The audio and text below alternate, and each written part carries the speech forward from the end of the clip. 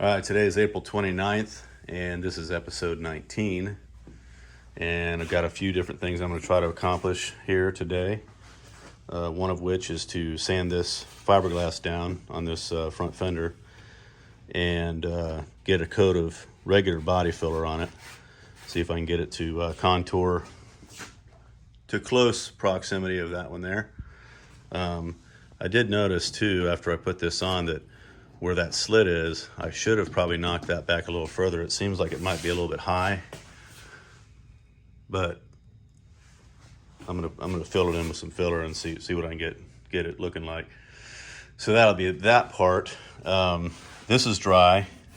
That's some of that resin and cloth.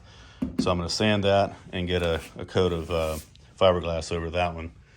And then I've got to build this replacement A-pillar piece that's going to go in right there and come down to the floor, weld that in.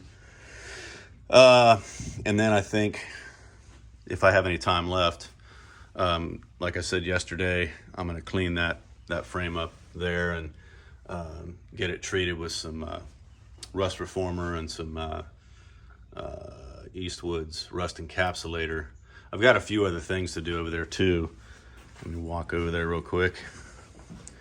One of which is to weld this little square piece here into where it's supposed to go for the body mount, which is right here, because it was a captured nut prior to taking the floor off, but it is not now, obviously. So I got to get that welded in place.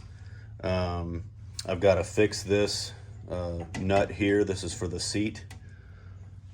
There's the other one for the seat, another one, and then the other one's going to be over here in the floor. I'm going to weld that, do some cleanup on that thing so it's still there. And yeah, so I'm going to just go ahead and get started with this stuff now.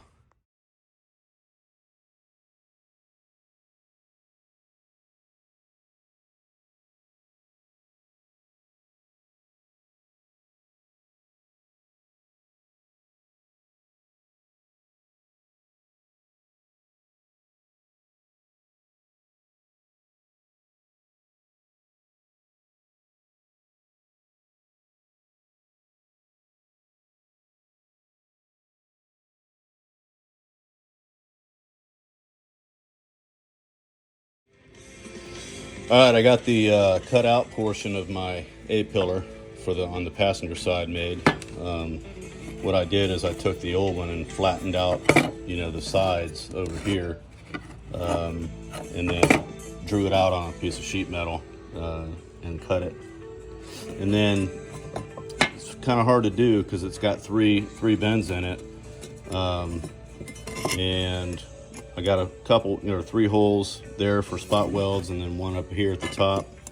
My little, where is that thing? This is the hole puncher. For some reason, it didn't want to go all the way on in those 2 locations. In any case, I'll get a spot welded there and there. Maybe even actually probably a couple tack welds along this seam as well, but we got a little bit more cleanup to do on that. This side ended up being a little bit shorter than I had wanted. I actually cut it wider than this one to begin with, but then when it was too wide, I cut off a little bit too much and didn't quite get the edge that I needed there. But it's going to work nonetheless. It just, I'm not going to win any beauty contests, but that's not the goal anyway. So it's just functionality here. So as you can see, while this one went in with the pretty side facing out, I guess you'd call it, this one actually goes in with the ugly face, or however you'd want to term it, facing out. And so that's going to fit in there just like that. And then I'll get it welded in there, and those bends are obviously for structural strength, and so that's why they have to be there. But that'll do just fine. And then I I got to get some weld through primer. I keep forgetting to do that, but I got to get some of that on here before I weld it in place.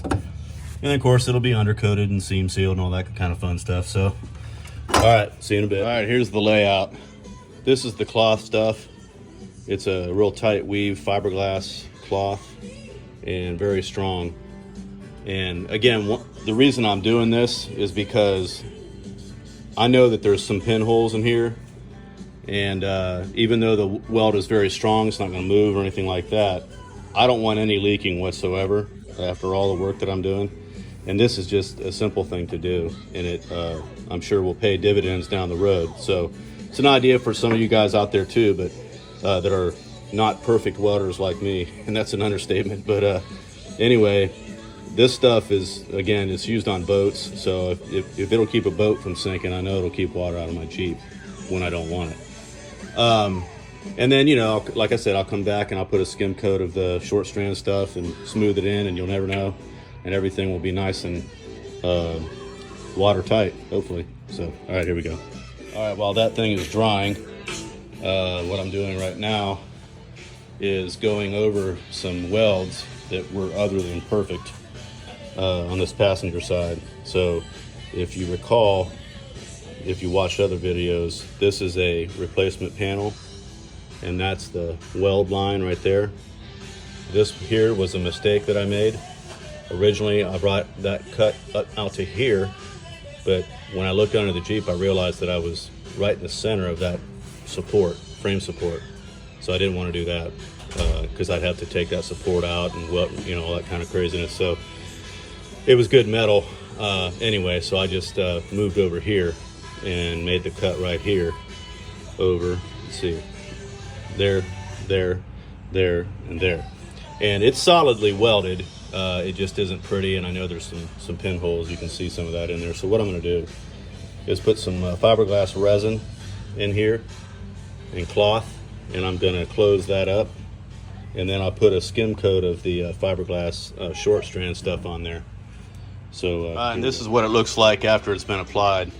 So it's just kind of clear. You can't really see it because when the resin goes over the woven fabric, it becomes kind of translucent or whatever. So I'll let that cure overnight, and it'll be ready to scuff sand and apply some short strand fiberglass too, and it'll be good to go. So and then of course the rest of it, you know, back in here, that'll be seam sealed and so forth. So I think my piece is ready to weld in over here, so that's what I'll move on to next. I got this thing welded in, and I put a good bead along the bottom, a couple of you know, about 3 tacks on the side there, and then of course connecting into the other one all across there. So it's not pretty, but it'll work, and that's the main thing. So just got some self-etching primer over it so it doesn't start to rust or do anything funky. So and like I said, this area over here got a little bit narrow on the actual flange, but again, I'm not trying to win a beauty contest here, so that will work.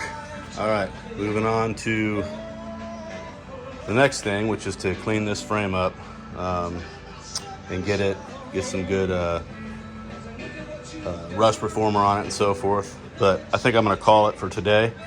So that is, I got to do some other things. So that's the end of episode 18. Is that right? Either 18 or 19. Anyway, I said it at the beginning, so see you guys next time. All right, I lied. I did want to do one more thing before I stop, and that is to get some body filler on this. It's getting close. I've got this one high spot right here.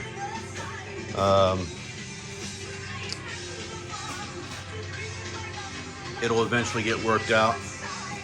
I'm just getting it roughed in right now, but it's getting close to the other one. So, all right, now I'm going to stop for the day. See you guys next time.